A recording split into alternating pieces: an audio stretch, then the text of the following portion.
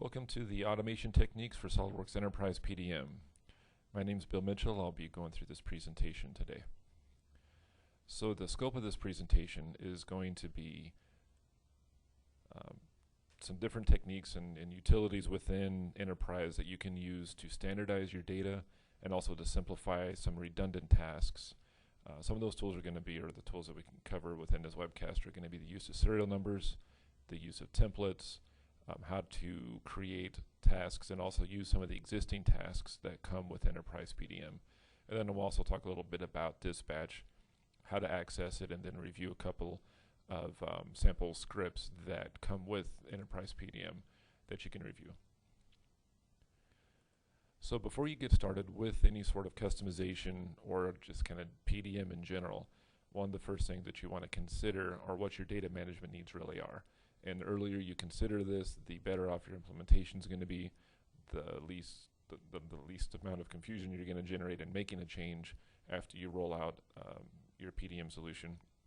So you really want to get down on paper what your needs are early on in the process.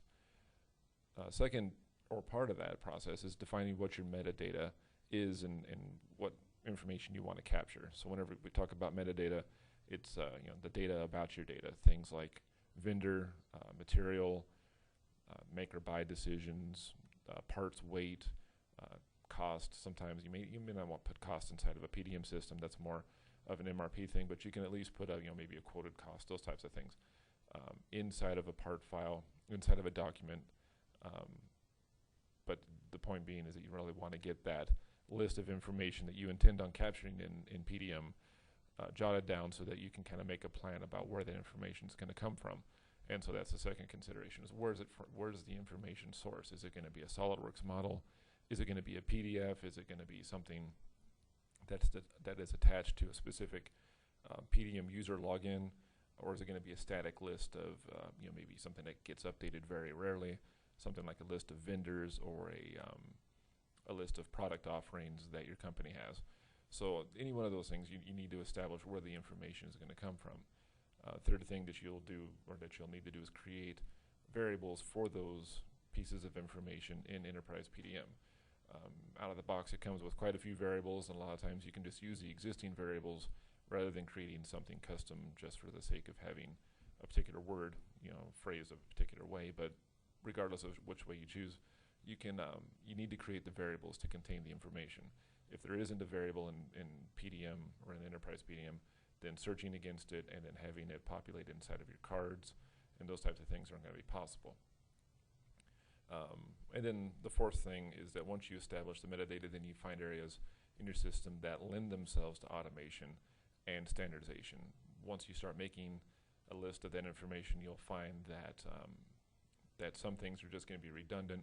Maybe different departments call things by different terms, and so you'll need to kind of clean up that data as well.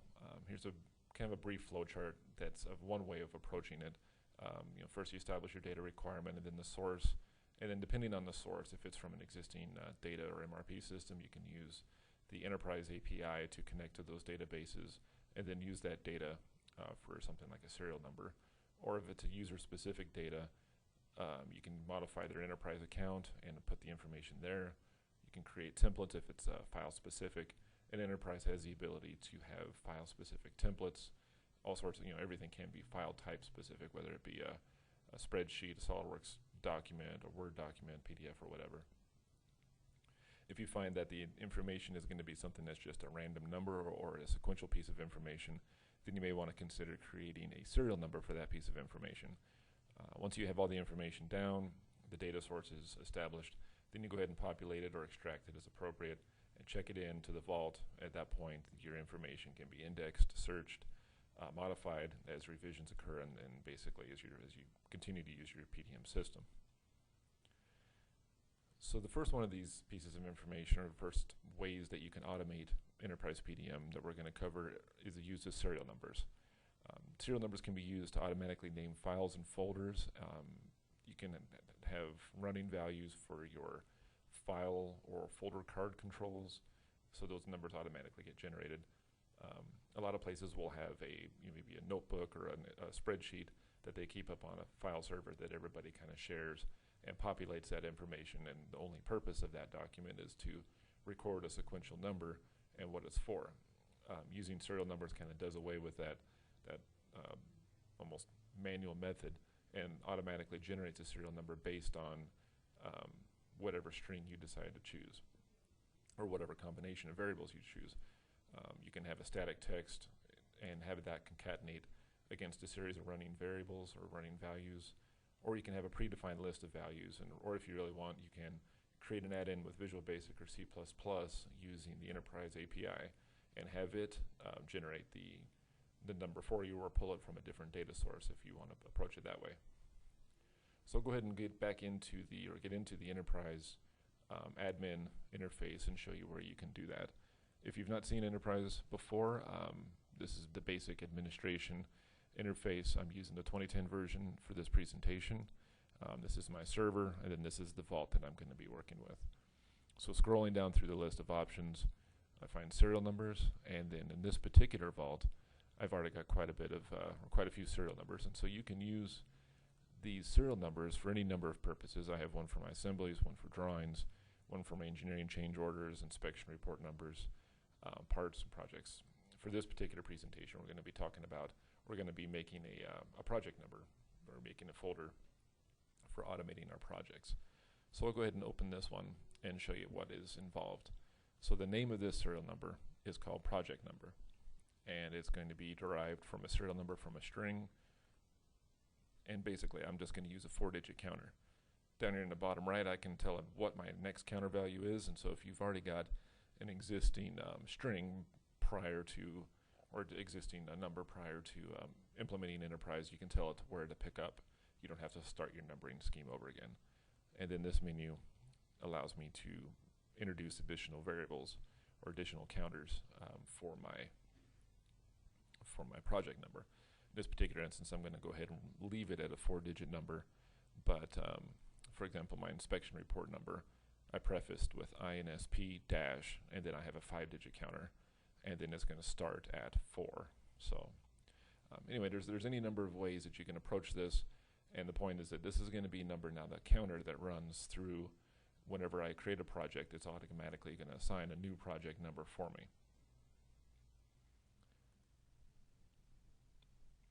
So we'll go ahead and bring that tool in whenever I go to create a card later on, which is, this will make a little bit more sense in a few more minutes. I'll reference that serial number as I continue. The next thing that you want to do, or in addition to this, is verify your variables. If you go to your variables tab, or variables option, this is a list of all the variables that come with Enterprise PDM, and I can manage those. As you can see, I've got project number. This project number variable is going to be linked to the project number serial number that I'm creating, or that I've created, so that anytime I create a new project using a template, a variable will be created, or populated, and then it'll be put in and associated with that particular project. So coming back over to PowerPoint, we'll take a look at the next topic, our templates. Templates are probably the easiest way to introduce automation for Enterprise PDM. One of the reasons, you can do most anything that not anything, but you can do quite a bit of things that you need to do within Enterprise. From my experience, it's been pretty flexible for most of the data management needs that most users are coming across. Another positive is that it avoids API. And it's not that API is necessarily a bad thing, but it is something that you have to kind of continually monitor as far as compatibility, errors, and those types of things as you migrate systems and those types of things. Using a template has a benefit of kind of being tied to the service pack of the version that you're running, and it's something that will be upgradable as you transition from Enterprise 2010 Service Pack 4 to 2011 Service Pack 1 or whatever. Templates are one of those things that SOLIDWORKS is going to be making sure work from release to release. With API, you're going to be responsible for making whatever programming you develop compatible with the next release. And every release of SOLIDWORKS, they issue a document about any changes that have been made to the API, but then again, it's something that you have to manage on your own. Templates allow you to create custom cards that predefine data or pre-populate data or limit the amount of information the user can put in, kind of standardize their information. And then that template data underneath the pull-down menus are going to be linked to template variables. The template variables are kind of temporary containers for information. So as a template is presented to the user, they enter in the information. That information goes into a template variable.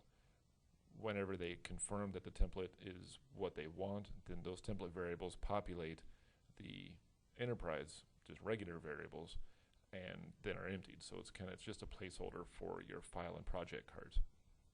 So let's go ahead and take a look at, first I'll show you the way that this project template works, and then we'll kind of go back in and look at the mechanics of how the card was built. So let me log into my vault.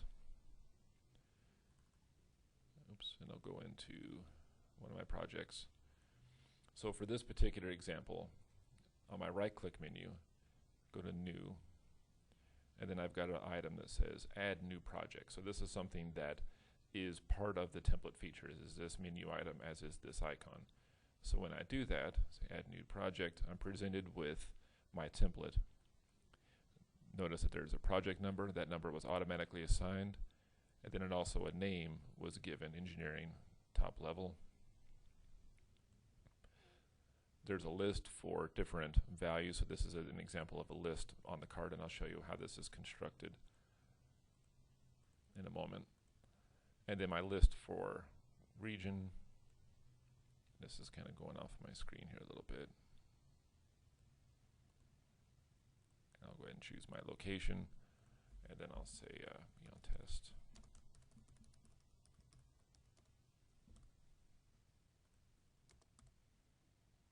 So then I'll say OK, and then what it does is it makes a project for me. My project, or my template, also is looking to create a file for me. I'll go ahead and create that file, and I'll show you where I did that as well. So you can see now if I select this template, or select this project folder, I've got the information, test description, project name, project number. The information essentially that I entered into my template is now populated on my data card. If I need to edit those values for some reason, I can always come back in, edit values, and I can say, well, I really want that to be test value 4. Notice that the disk lit up, so I can edit those values, and then I would still need to go in and rename that project if I had some reason to. So let's take a look at how this particular template is put together. The first step in making a template is to decide what information you want to include in the template. The way that I did this is first I created my data card for my folder.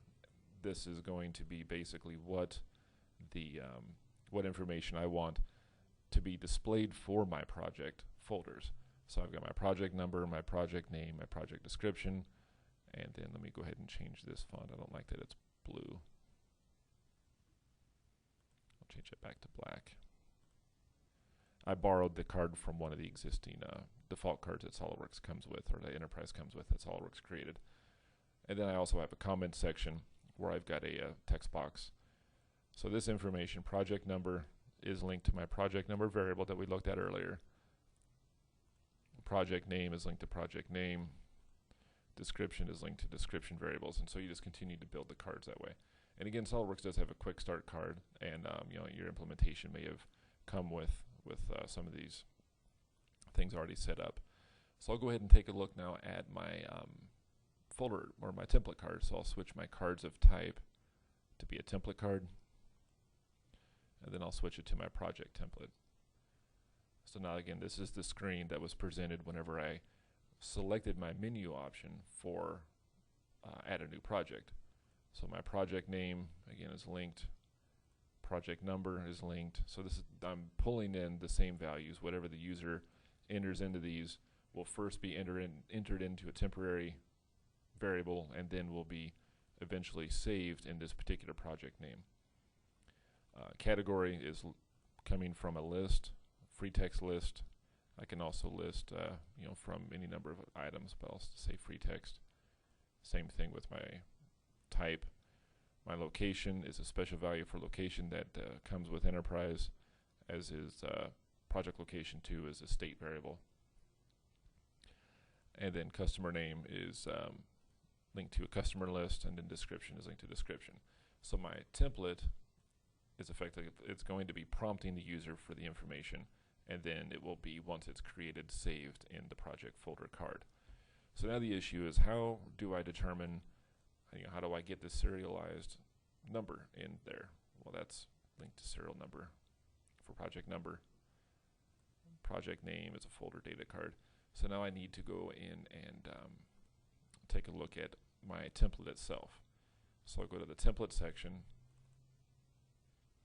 So whenever you're presented with a template, the first thing you do is add the menu string. What is it that I want the user to see? So my string says add new project. Notice when I come back over to Windows Explorer, I right click, say new, add new project is what's displayed.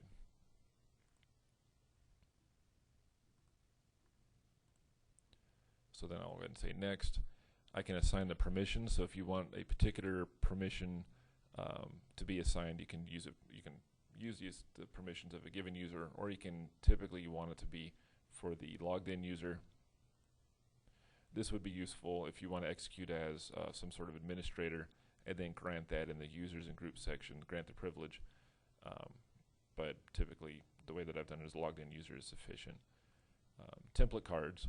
This is where I would go in. I designated the project card that I created, and then I look at, for everything that is on that card, on the project card, what values do I want it to auto-populate with from my template. So I'm going to go to my template variables.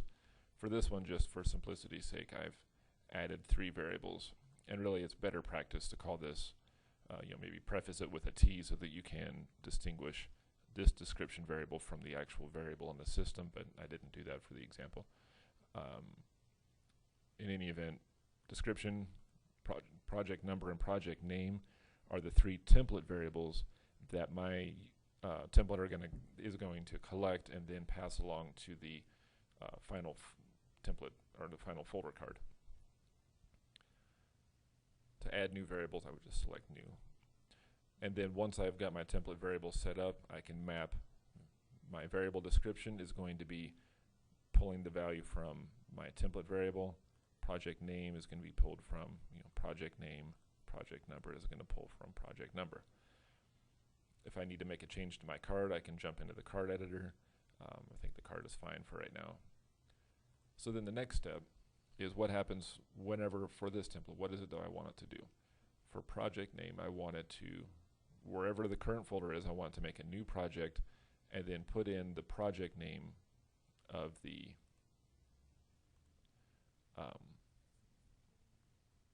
based on what the user put in. So project name is going to be pulled from the project name variable. Project number is going to be pulled from project number. Description is going to be pulled from description as it creates that new folder. I also have it putting in a brand new text file. Whenever it creates that card, or whenever it creates the folder, it's going to present me with the option to create a new file at the same time, and this is something that is optional. The next step is for the icon, and this is there's no associativity between the file extension. This is just what icon to display, so you can see that I've got a folder with a magnifying glass, but I can choose from any one of the registered icons on my particular workstation. So if I want to switch it to maybe the Windows icon. And then the final step is users and groups. What user, or what set of users, or what set of groups do I want to have access to this new template? And that's about it. So now if I come back over, you should be able to see that now my icon has changed to use a different, use the Microsoft icon.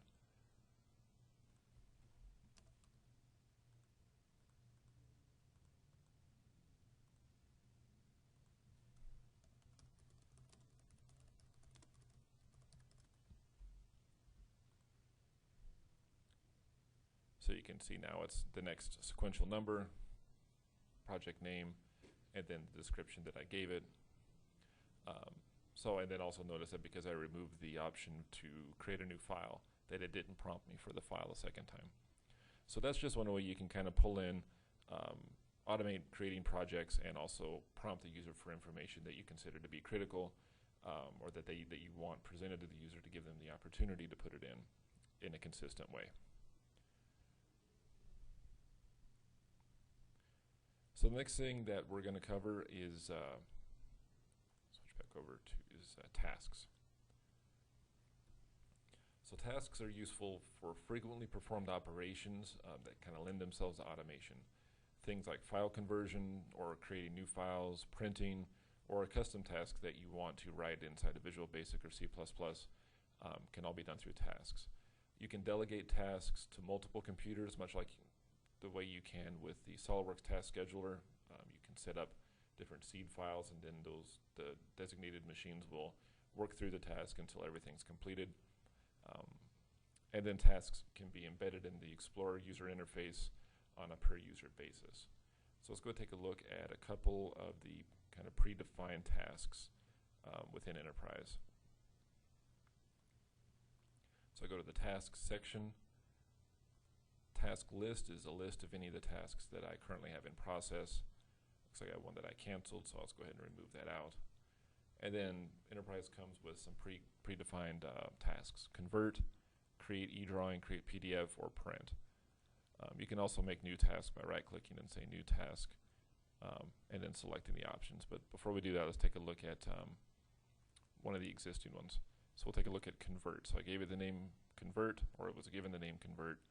What add-in do I want to use? If you had written your own add-in, then that would appear in the list after you had added it. After you add it to the list of add-ins, it would appear in this list. I can choose what input card I want. So if you have a given card that you've designed for this particular task, you can gather information from the user before the task launches. For this particular one, it's not pertinent. You can designate a login. And then the next step is execution method. How do you want it to run? I can let the system choose the computer to execute the task. I can execute it on the computer where it's initiated, meaning this computer that I'm sitting on, or I can have the user prompted. So I'll go ahead and, yes. So the next option is what menu command do I want to show. So I've chosen to display menu command in the File Explorer. It's going to be labeled convert files, and then if I the converts, the status bar help text says convert SOLIDWORKS files from one format to another. So the next option is conversion settings. In this particular case, we're going to prompt the user, but you could predefine any number of export activities for a given file. There's options for how to handle configurations or drawings depending on what type of file is being converted. I can add a file card to input variables into the output file. So if I wanted the files that I'm outputting to automatically be pre-populated with metadata, I can designate that at this point. And then I can also designate the path. In this case, the source folder path is going to put the parts parallel effectively to where the new where the existing file is. I can also put them out to a secondary path if I've got some network location that I want my users to store files at. I can do that within the task itself. I can designate permissions and users, and then I can also send a success or a failure notification to a selected set of users. Maybe IT would need to know if there was a problem so that they could come and check and see what the exact nature of the issue was. So let's take a look at how this actually works inside of PDM. So I'm going to right click on this, and then you can see that I've got my list of tasks here. So I'll say convert files, and I want to convert it to a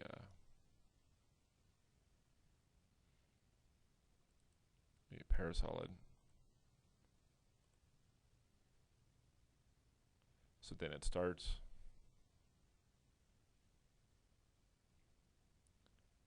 Coming back over. You can see that it's waiting for host.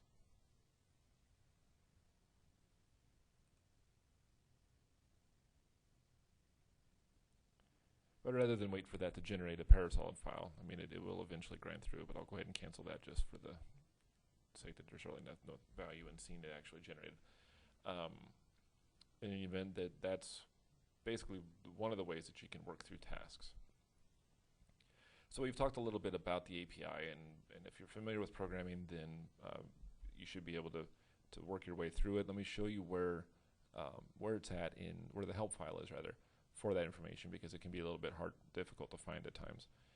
Whenever you install Enterprise PDM, the default behavior is that it extracts itself to a folder called swdist, and then into PDMW Enterprise, and then you get a series of folders. The convention currently with Enterprise PDM is that GB is effectively English, so that anything that if you want to see something in English, then look for the GB folder. But as far as the API information goes, you're going to want to go to Enterprise Support, and then API. This generates, this is the help file for us. If I open that opens up the RoboHelp file. It gives you an overview of some of the different things that you can do with the API. Shows you the constants, some of the interfaces and structures. So again, if you're familiar with Visual Basic or C++, then you should be able to make sense of this API help file. Some of the other things, while I'm kind of showing you the information that comes with a download of Enterprise PDM, is you've got examples of dispatch, you've got some different utilities file, version upgrade, and if you need to upgrade from the different version, like if you upgrade from SOLIDWORKS 2008 to 2010, this utility will upgrade the files for you. So that's one of the ways that you can get your files up to the latest version. Dispatch examples, and I'll kind of talk about this in a minute, but the examples I'm going to be, or a couple of the examples I'm going to show, are from this folder. So you can get to those from your download as well.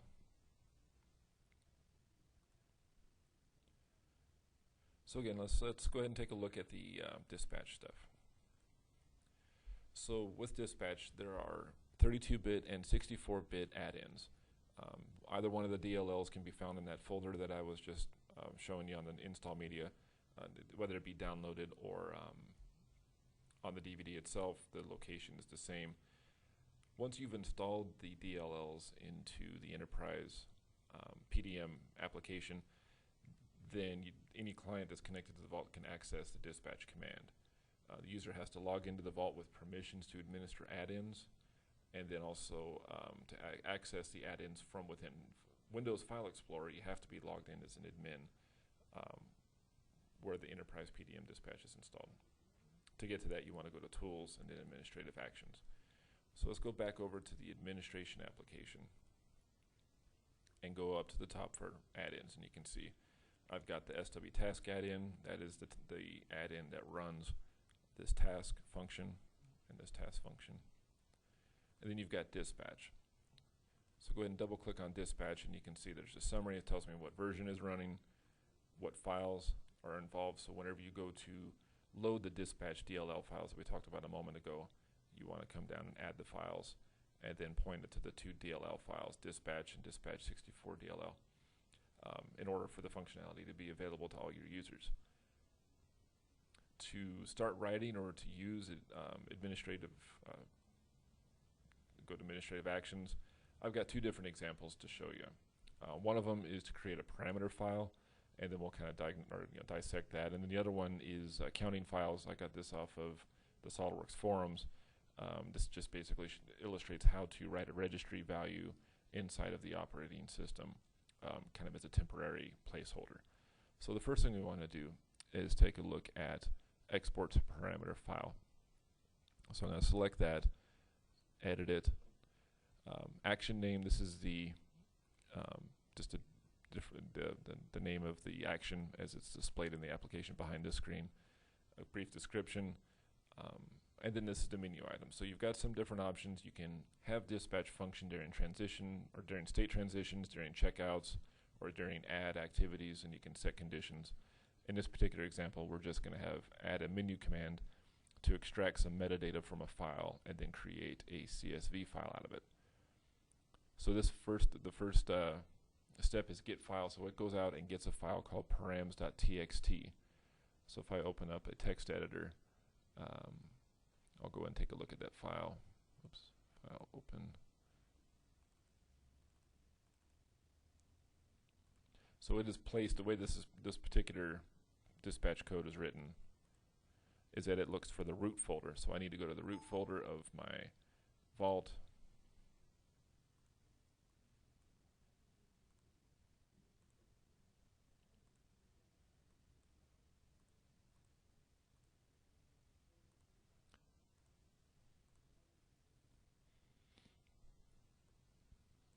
You can see I've got a file called params.txt. So the syntax of this is going to pull the name of the selected file, and it's enclosed in %, semicolon. It's going to pull a file property called number, a file property called description. It's going to pull the state, and then the date of the file.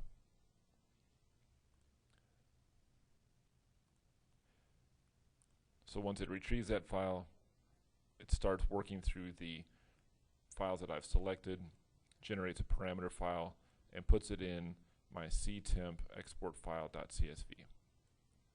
And then it gets to the end of the block, and then shows the user a message that it's done, and then they can OK that.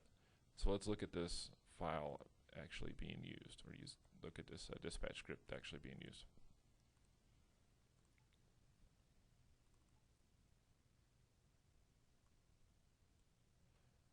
So I'm going to select those 4 documents, and I think I might have, just because I was testing, it might have the file out there. So let me go clean house a little bit before I start this.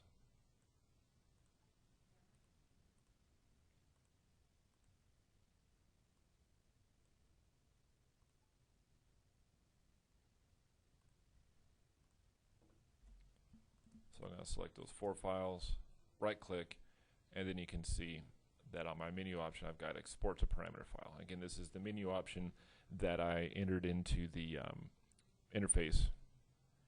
It says done, and then when I come back out to my temp folder, I've got a CSV file. Go ahead and open that up, and you can see that I've got the file name,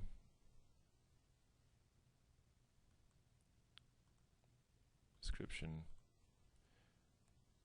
its state, and there was not a date value for those particular files. So that's one example of what you can do with dispatch as far as just collecting information. Show you another one as far as adding registry values. Let me go ahead and get into my registry.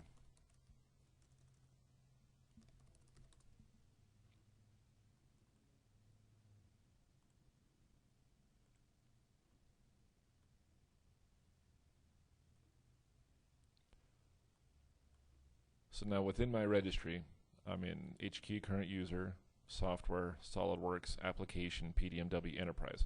I can put this reg key pretty much anywhere that I want, so long as my login can write to that key. And then I'm going to create a reg key called doc_count. Let me go ahead and delete that out just to show you that it does not pre-exist. So if I edit this count files, edit that, action name is going to count files. It's going to, based on however many files I've selected, enter in a running counter into my registry that I could use later on to pull that for another API application, those types of things. So it's going to write a registry value for all the documents. For every time it cycles through it, it's going to increment that counter by 1. Whenever it gets to the end, it's going to prompt the message number of files, reg count. So if you can see that the variable reg count was assigned at this point. So first it establishes the key, and then it populates increments into a variable called reg count, and then it displays at the end of it what the final value of that variable was. So going back over to Windows Explorer, so I'll go ahead and select a few files, right click, and then I'll say count selected files. So I have a total of 8 files selected. If I come back over to my registry and then refresh it, you can see I've got a registry value called 8. As soon as I say OK, select some more, tell it to count the files again. got 4 selected. Refresh my registry. You can see that there's 4 values there. So that's just one technique. Some of the different things that you can do with dispatch that may or may not be useful, depending on what your needs are. One of the things, I guess, if you're going to be writing registry values, be sure that you do understand the implications of doing so. Understand what you can and cannot delete. Sometimes it might be useful just to create a dummy key or a dummy hive for yourself, rather than trying to do something in an existing application, because there's not an undo button in your registry. So I'm going to say OK to that. Show you a little bit about the help file, or how to get to the help file for the things that you can do in dispatch, because it can be a little bit overwhelming trying to get your head, handle around what all the different options are. So for the help file, for dispatch is pretty solid as far as what information is available. You can do different functions, counting, arithmetic, be able to reverse lookup, or all sorts of different things. So I would encourage you, if you do have an interest in dispatch, look at some of the variables and some of the different things that you can do. Some users in the SOLIDWORKS forums are posting examples, and and if you've got questions, you can always contact us within support, and we'll do our best to try to hit you in the right direction or help you out with that type of question. So that about wraps up what I have for this presentation for automation. I hope that it made some sense. I know that there's a lot of information presented, and if you're not familiar with enterprise, it may be more than you probably maybe more than is useful at the moment. But if you do have enterprise and you're looking to simplify things, keep some of those items in mind the next time that you want to try to add something to your implementation. Please remember to check us out at our website, ddicad.com. We've recently added some links to our YouTube channel, and also in addition to our tech tips. And then also Lou Gallo does the SOLIDWORKS Heard podcast, which where he discusses a lot of the news as far as SOLIDWORKS community is concerned, CAD systems, and those types of things. Thanks for watching, and let us know if you have any questions. You can reach us via email at support@ddicad.com.